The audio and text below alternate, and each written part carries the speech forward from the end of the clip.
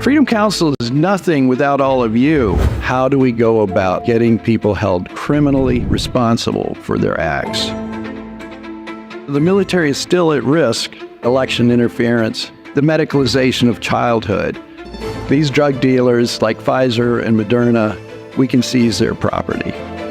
We develop our litigation through conferences like this. It's going to come through communications. It's going to come through conversations. And Freedom Counsel is that conversation.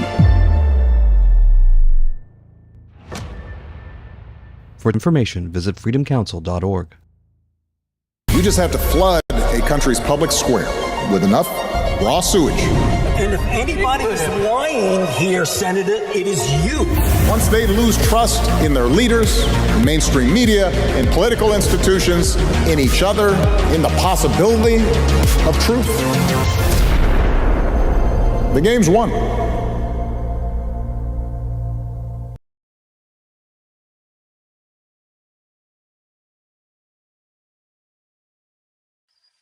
With Broken Truth, I am John Davidson, and today Wonder Mendenhall is out, but we do have the wonderful and talented Jennifer Kennedy here with us from Freedom Counsel.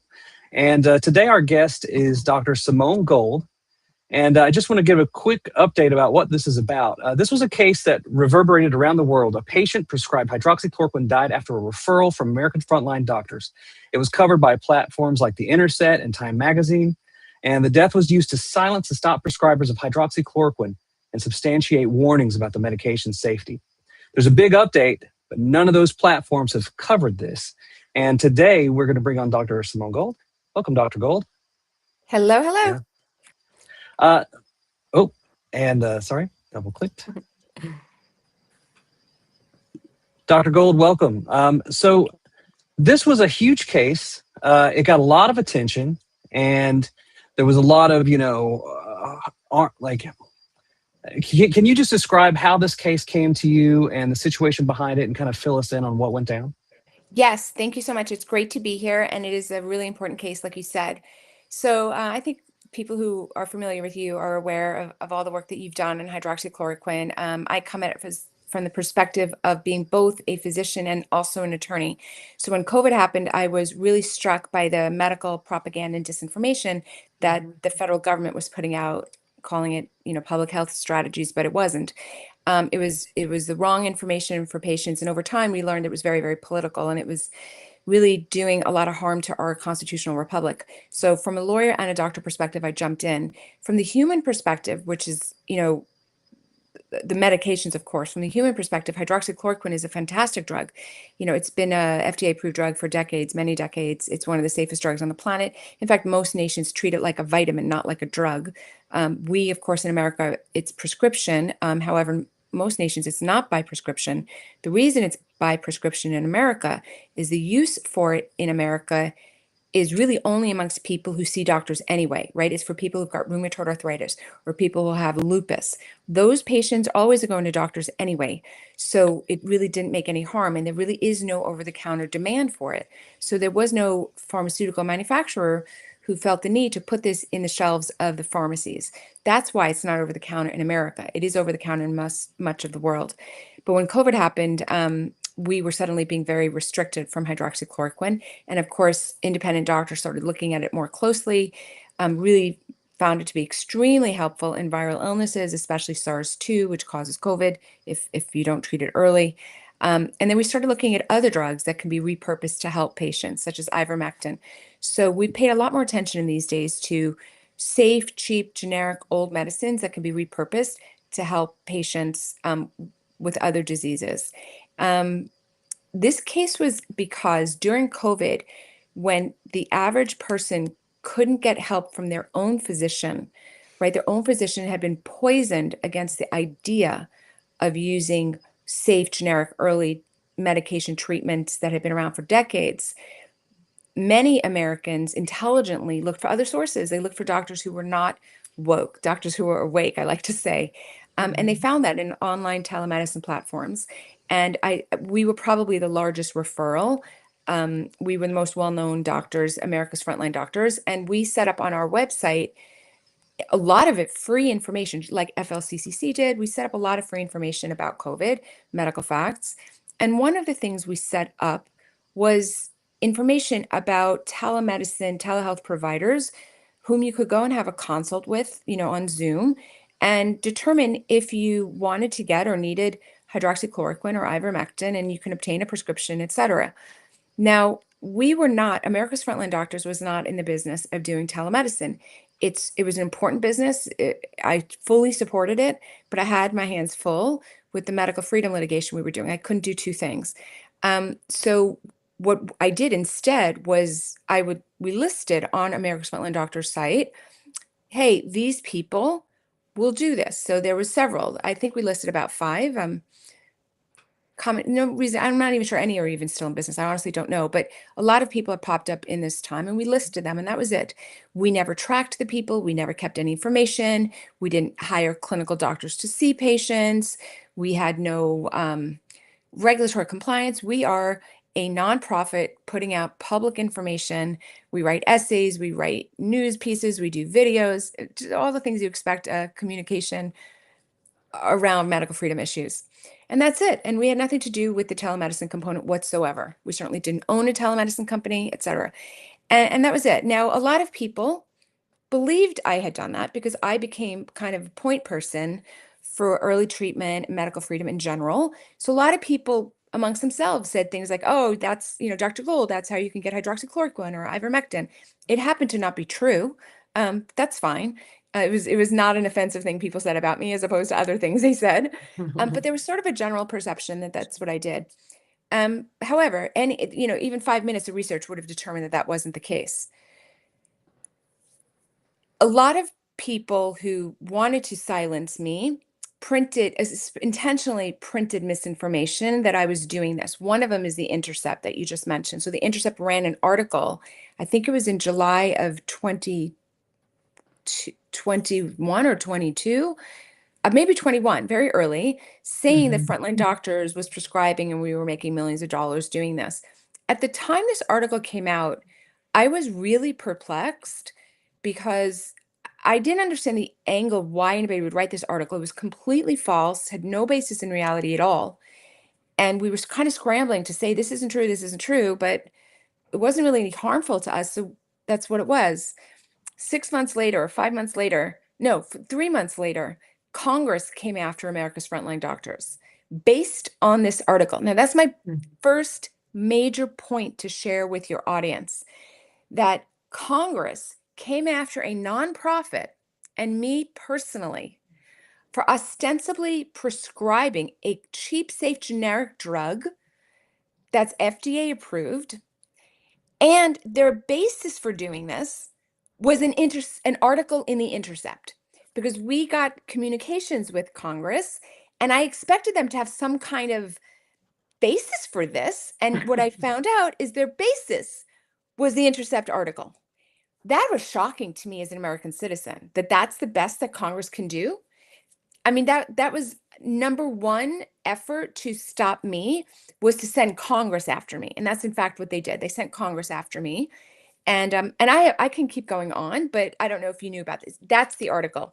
That I haven't seen that in a while. So they put forward, this is a completely fabricated article where they said that America's Frontline Doctors databases were hacked and hundreds of thousands or millions of people had their patient data exposed, hacked, security breaches, and they linked me and Frontline Doctors to it. And everything about this article was false. Most foundationally, we didn't have any patients. So there was nothing to hack from the American Frontline Doctor side, 0 patients.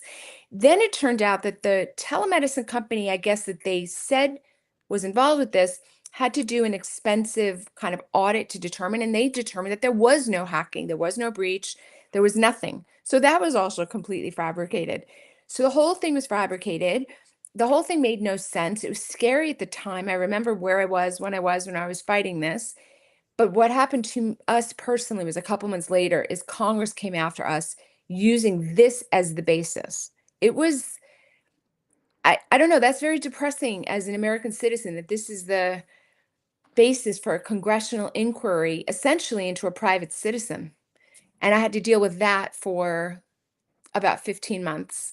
And then it finally stopped. It actually stopped because the 2022 elections, the midterms flipped so that the Coronavirus Task Force Committee of Congress that came after me switched to Jim Jordan as in charge instead of the lunatic Democrat who's in charge. Yeah, that guy. That guy's horrific.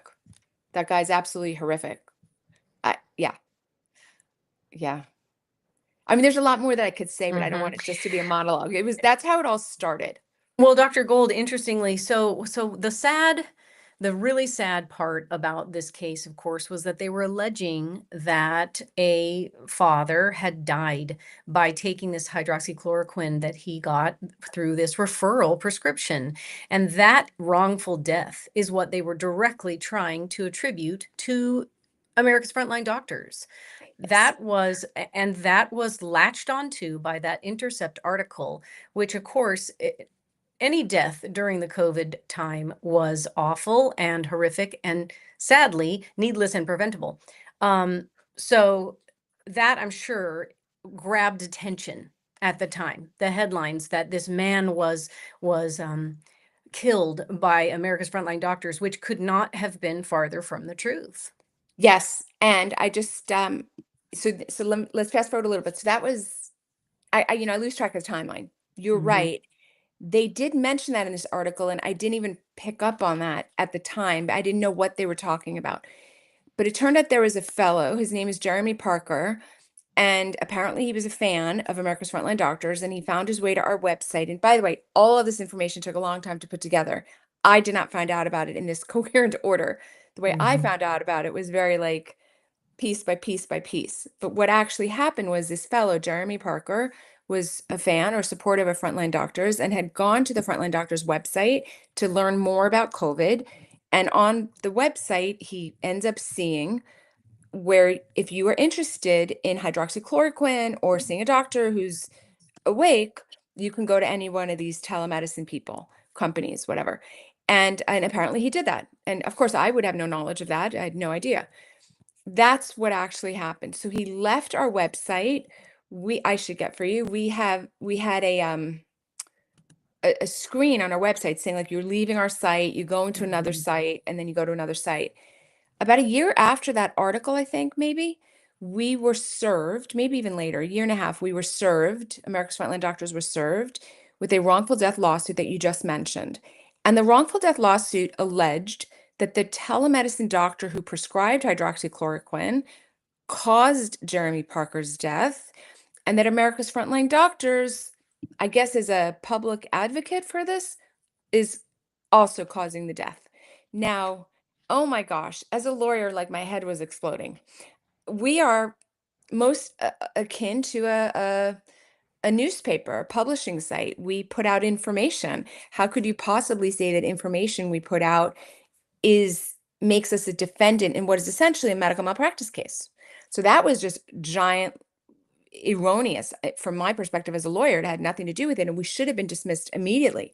Any judge should have looked at this case and said, oh my God, this is like a charity that puts out public information. They don't do medicine. I mean, no offense to like the poor level of the judges in this country, but oh my gosh, it's not that hard to distinguish a public charity from a business that's seeing patients. I mean, there's so much regulation around the subject of seeing patients, and we did not get dismissed right away. That was shocking to me that the judges are so, I don't have words to like how disappointed I am in judges. I mean, it is not difficult to see that a public charity that doesn't employ clinical physicians, that doesn't do any verification of licensures, that doesn't have a setup to see patients, that doesn't prescribe.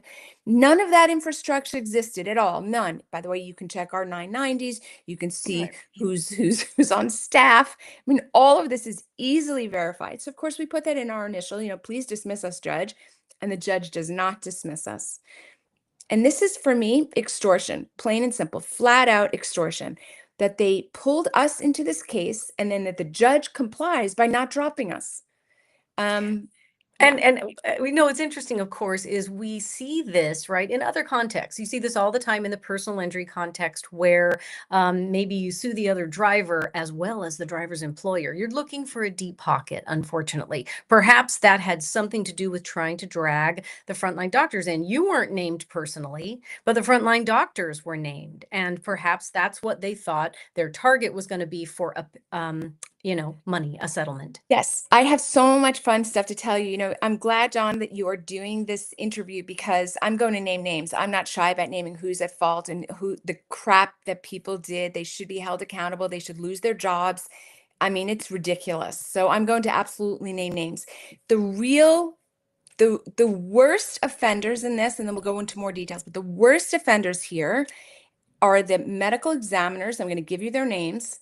They should have letters of complaint written to the boards against them for the shallow and biased, politically motivated way in which they practice medicine. It's despicable. And the ambulance chasing lawyer.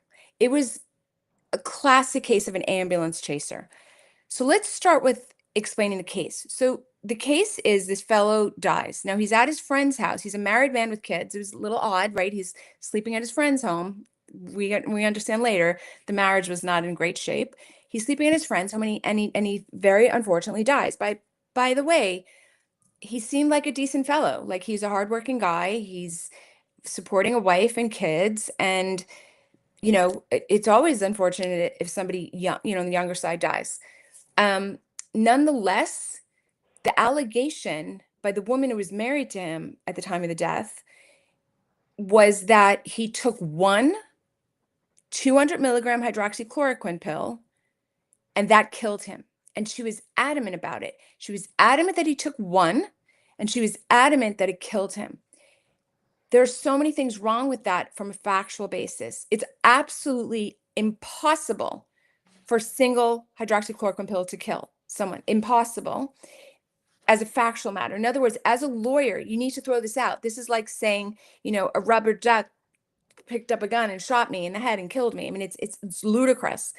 So as a factual matter, her allegation didn't stand any factual examination at all.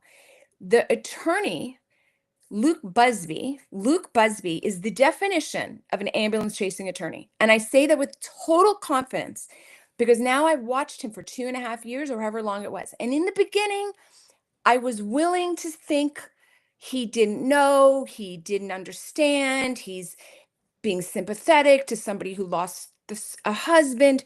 Oh no. After more than a year of this and reading expert witnesses, then we do a deposition. And I did that deposition for hours. And he was perfectly polite, and I was polite, and I am a teacher above all. And I taught him everything he needed to know. And I sent him to websites, and I showed him medical articles, and I explained how it was utterly impossible for hydroxychloroquine to have killed this man. It was absolutely impossible. We also reviewed emails between the coroners revealing political bias to attack America's frontline doctors. All of this. Once I personally gave him all of this information, and Luke Busby doubled down, trying to destroy frontline doctors so he could get a paycheck.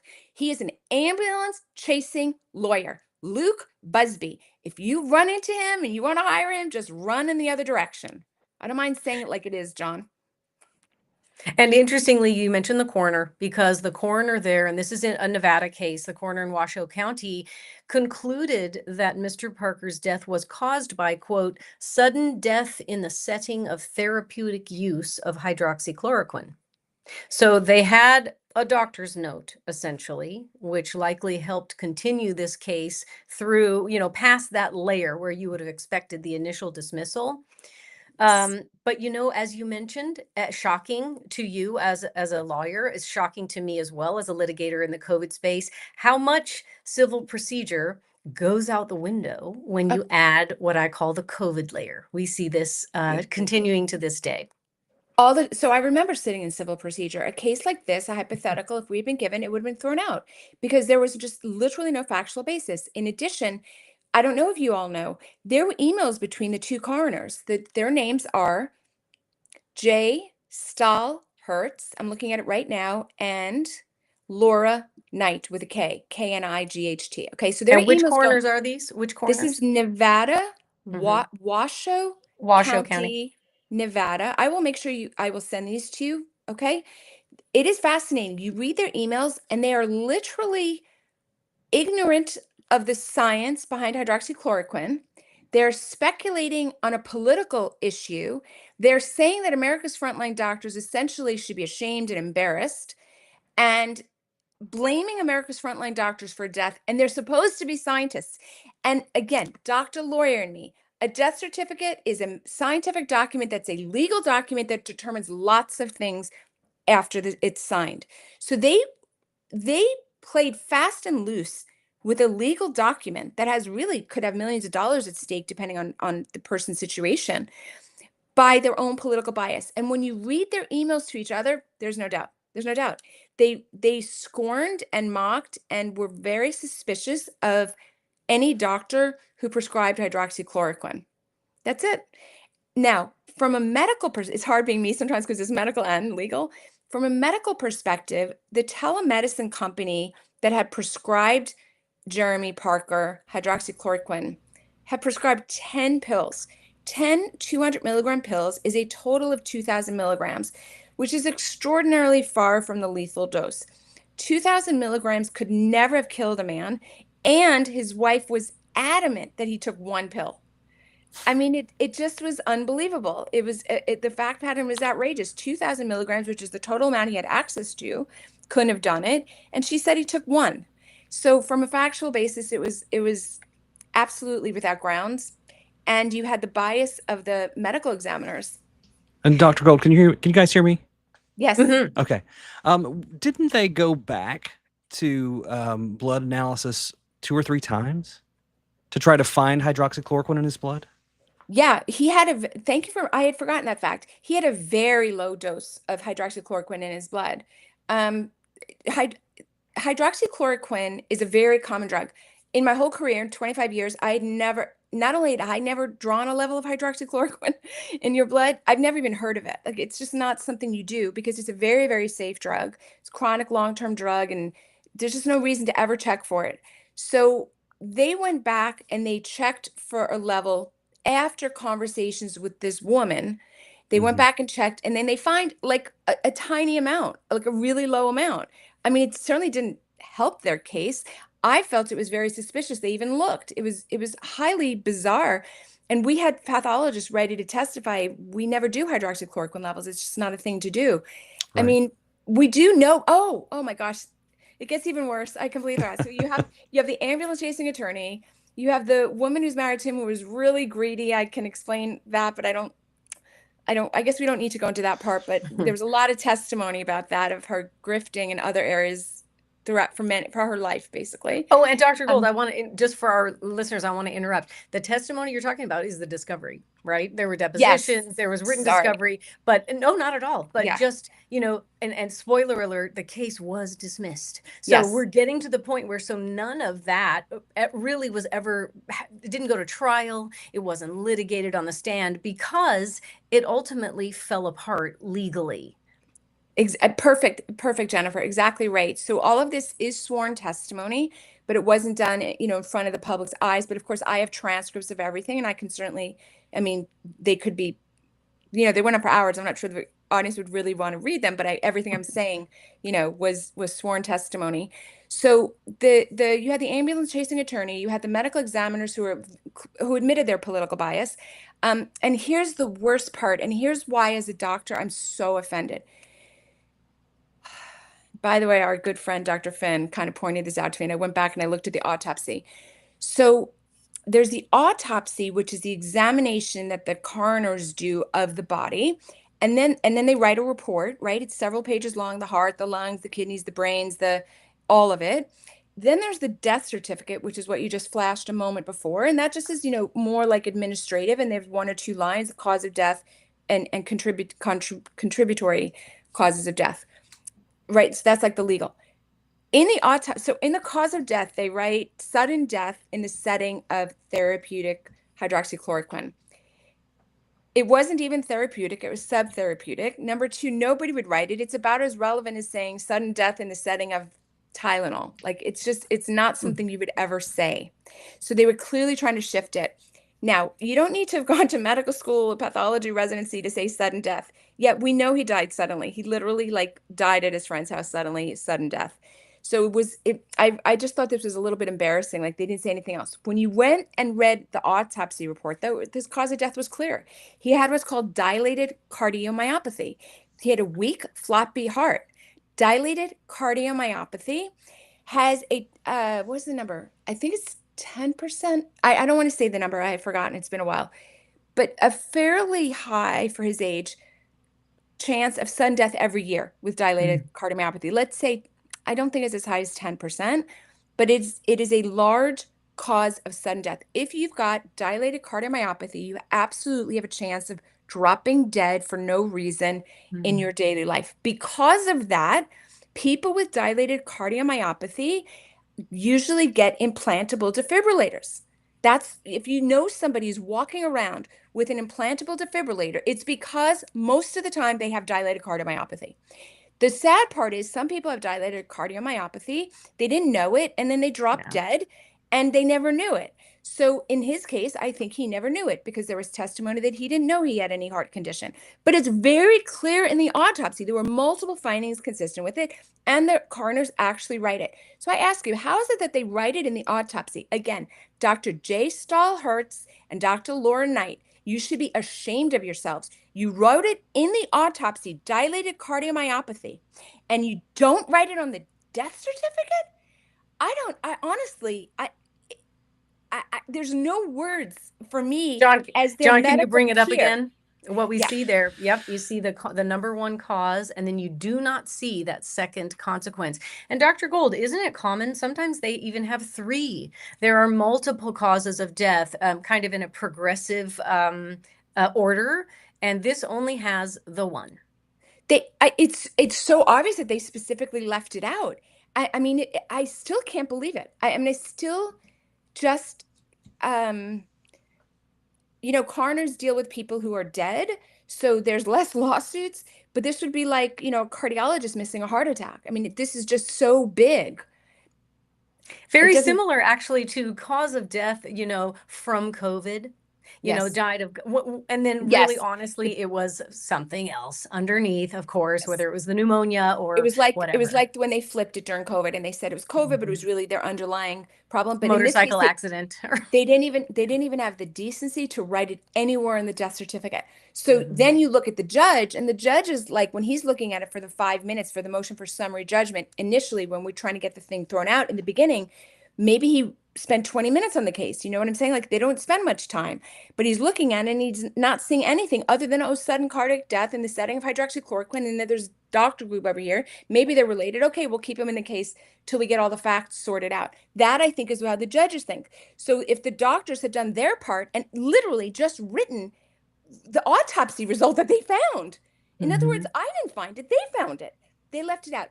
Them leaving it out caused America's frontline doctors massive financial harm. And how much would you say in terms of financial harm, in terms of defending this case over the years that it took to reach this ultimate complete dismissal? What does that cost? Right. So I sometimes am in denial about it because it's so sad. It was over $250,000. And the reason is because it went on for 2.5 years. We had to have a cardiologist expert and a pathology expert. You had to have a hydroxychloroquine expert who testified on this. There were so many experts involved. There were so many motions. Also, attorney Luke Busby, ambulance chasing attorney Luke Busby, wouldn't quit. He amended his complaint like, I don't know, 4 times, 5 times. Every time. I think it was 3. Yeah. Yeah. Every time there was another reason why he should drop us, he refused, and he kept amending. It was ridiculous. So it cost us a lot of money. Wasn't one of the experts for the plaintiff a neighbor? Yeah, you actually alerted me to that, John. And Okay. we never got that far. Wait, one of the never got to experts was trial. a neighbor? Who was the Yeah. Yeah. who was the expert? He was a specialty? physician, I believe. He was a physician with prison system, and then also associated with University Reno, Nevada. Yeah, we had such fine experts, and they really had terrible quality experts. So this particular guy, I don't remember his name, but you might. He actually, I think what struck me about him is something you showed me, which is when he was a doctor in the prison system, somebody needed eye surgery and he denied them. He said, well, you had two eyes, and so if one goes bad, what the heck? I mean, I don't know. I don't care if you're a prisoner or not a prisoner. That's ridiculous. And that was something he, and he was reprimanded for that later. That had nothing to do with our case. But I mean, that's the quality physician you're talking about. Our experts were really high qualified, amazing physicians. You've got this attorney that's an ambulance chaser. You've also got the mother being propped up by extreme left-wing narrative media. And it wasn't just the Intercept. It was also, let me pull this one up. It was Time Magazine. Yeah. And please explain to me how this is not a completely loaded. Right-wing doctors are still peddling dubious COVID drugs.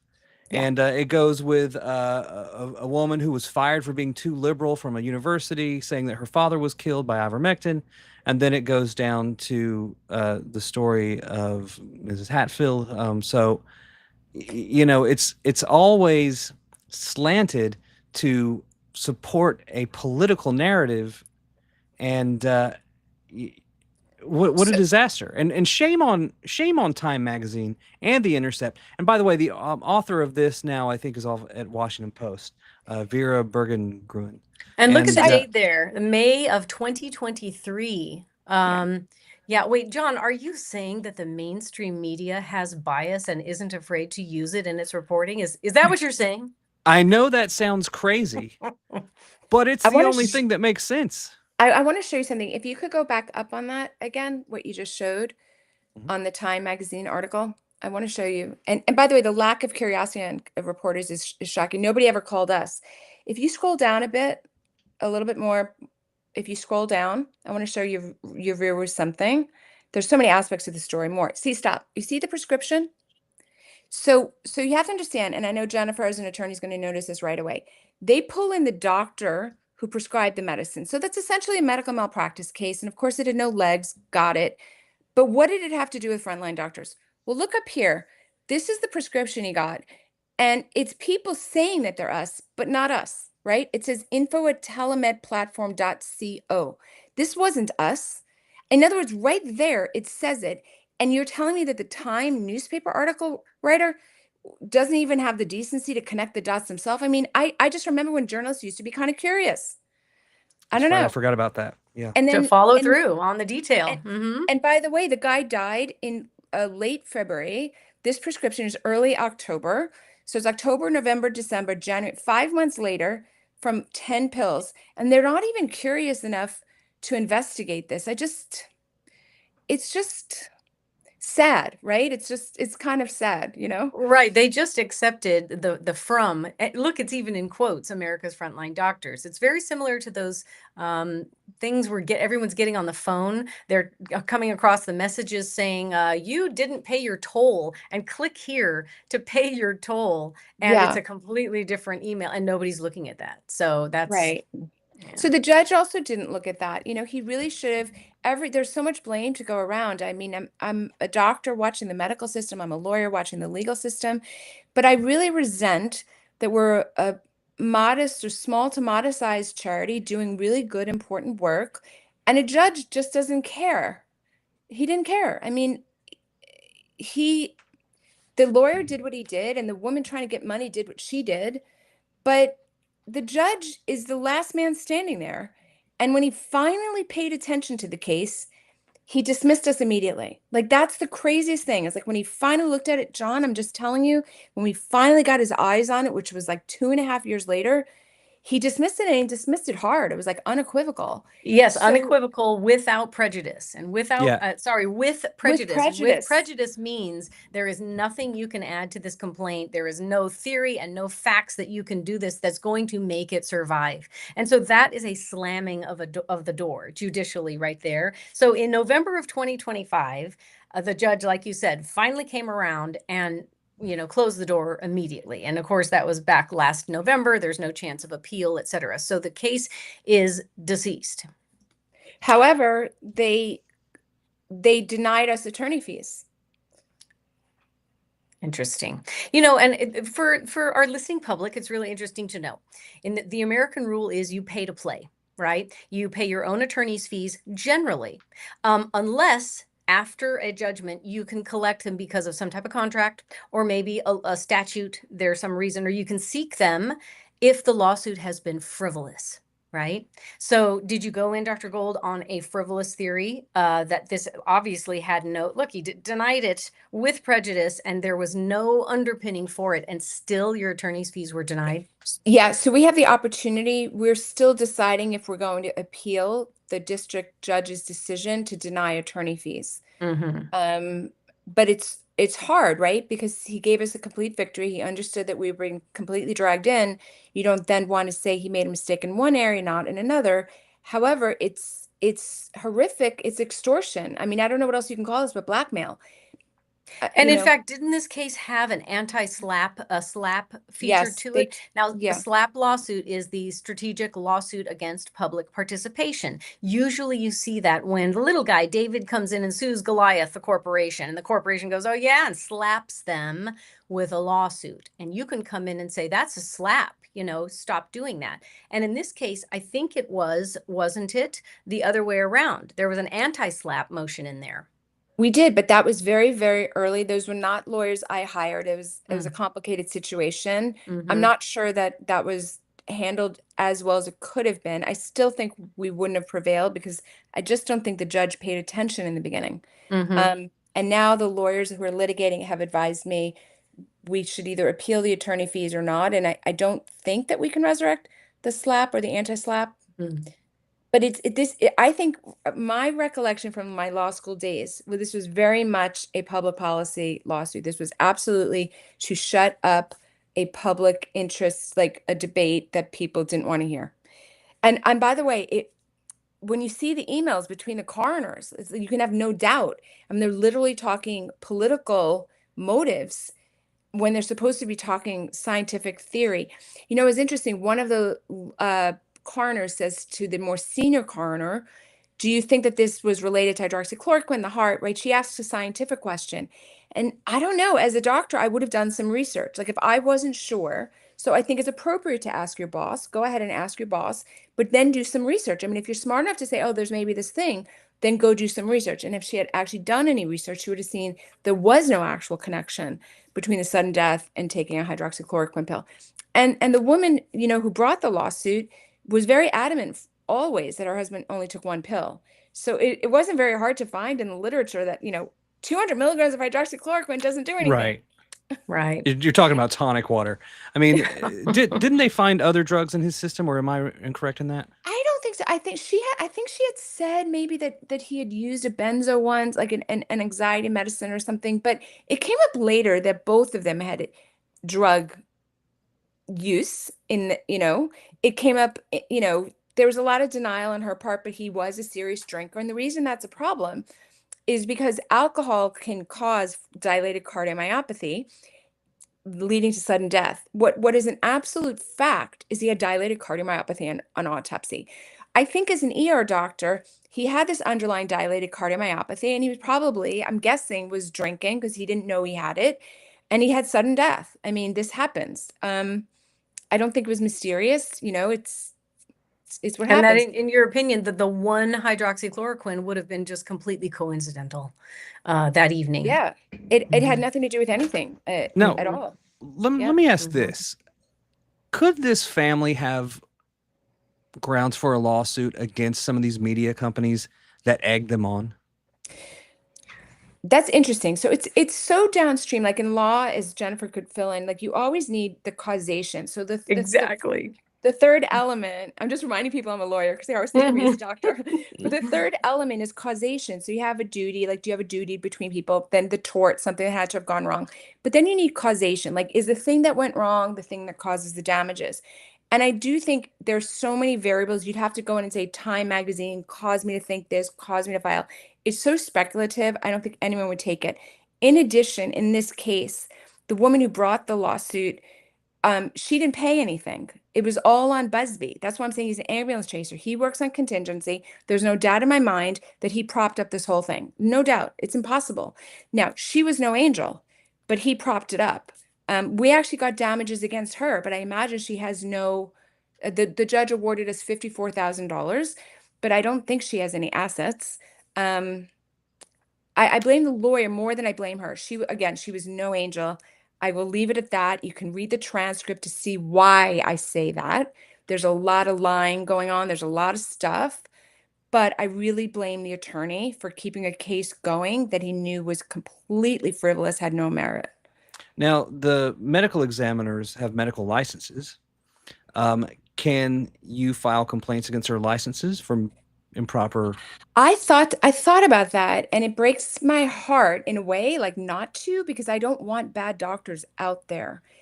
I think to some extent they're a little bit covered by being government workers. Qualified immunity. Yeah, I think they've got qualified immunity.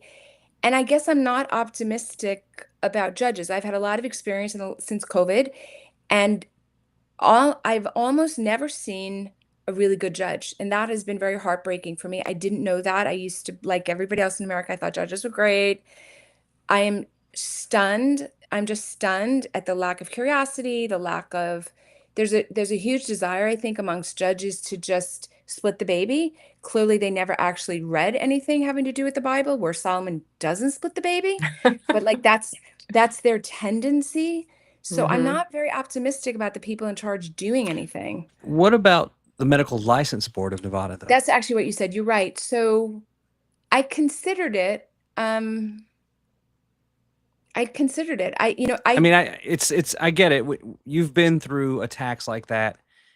I'm sure it's no fun, and you wouldn't wish that on your worst enemy, maybe.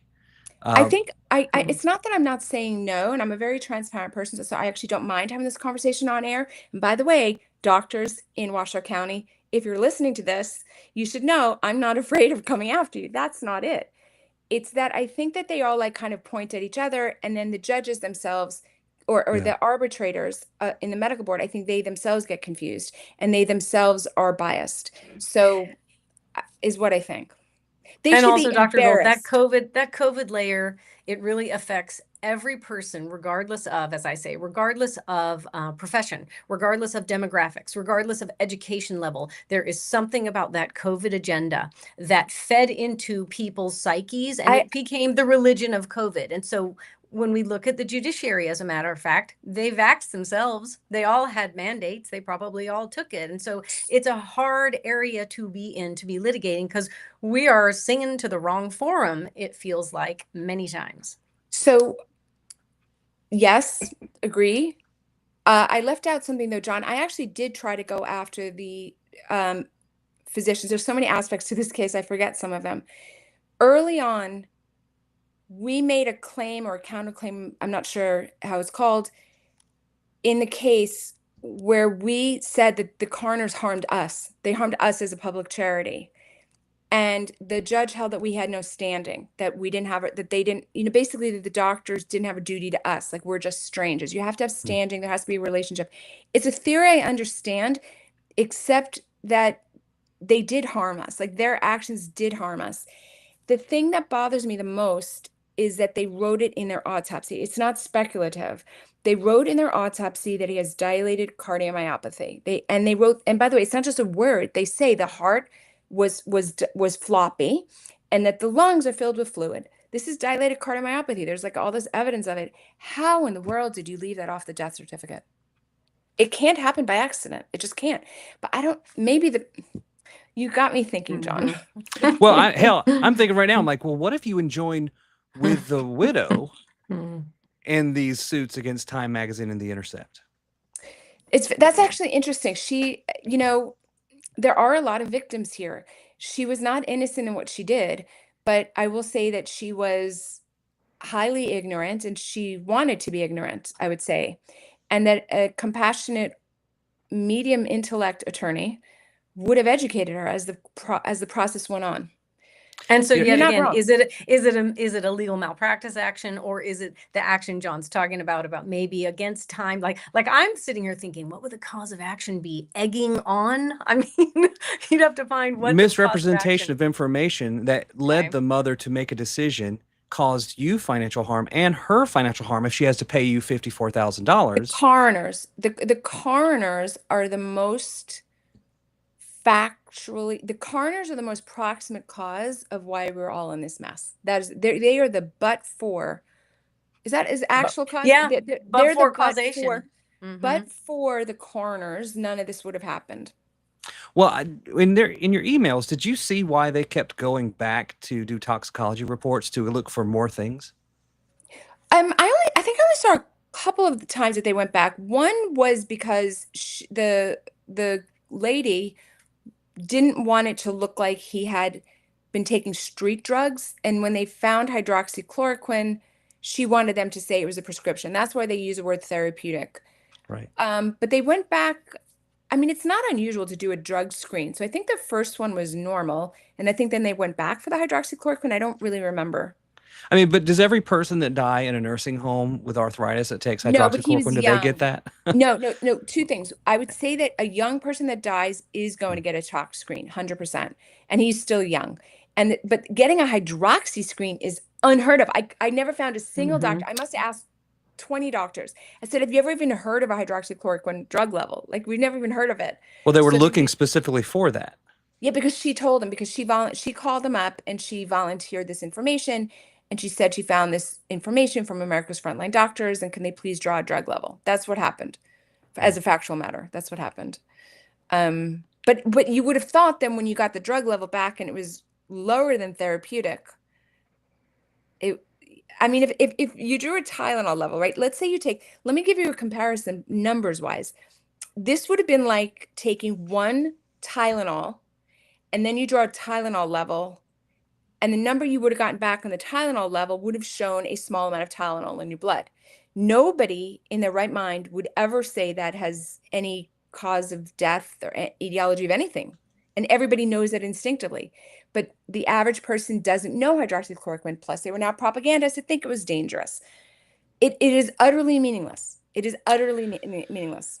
Well, I have a particular, because media is my background, so I'm always looking like, how can we punish them for this? Because what they've done is they convinced the widow. They convinced the wife, for sure. And they needed this death to propagate the concept that this drug was super deadly and risky and dangerous and political.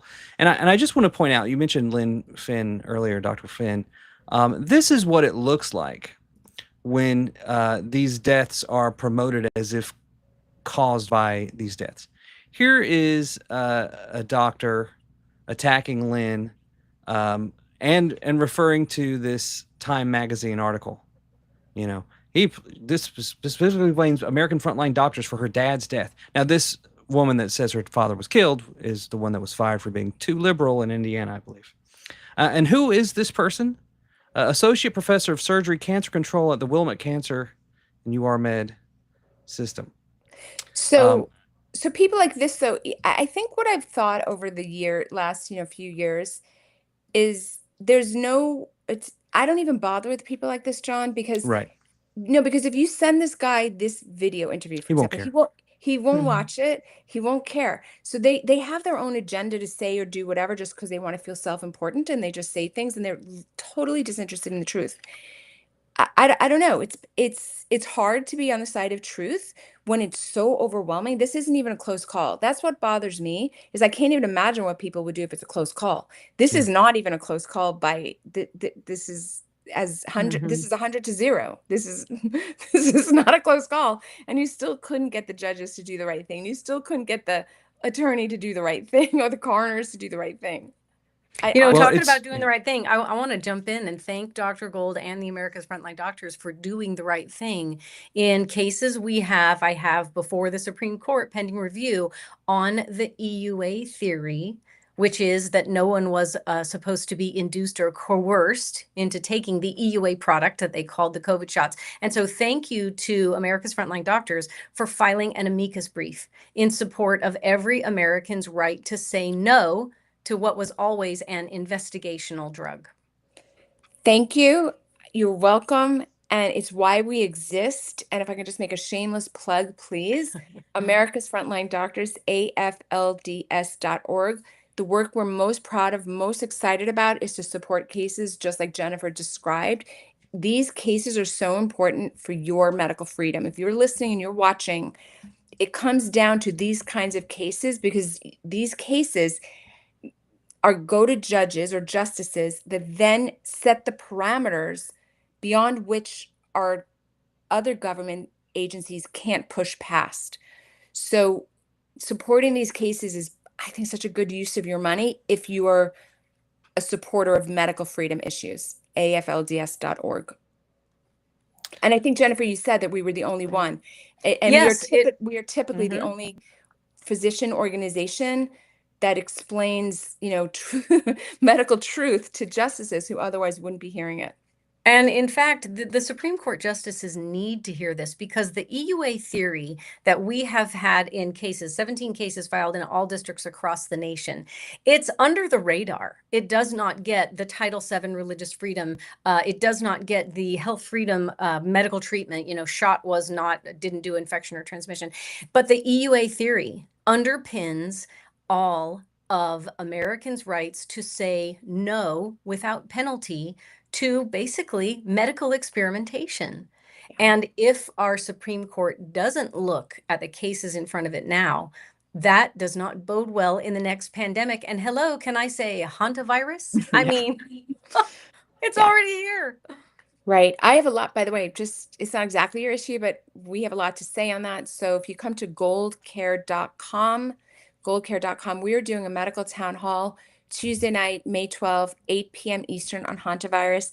I'm hosting that with Dr. Robert Malone. It's everything you wanted to know. There's zero reason to panic, zero reason to panic. However, it's always fun to know the facts, like what's true, what's false, like what's the deal, like why are people talking about it all the time? It's going to be great. Honestly, I'm very excited. And what's the platform again? Where's it going to be? So thank you, John, for putting that. GoldCare, GOLDCARE.com.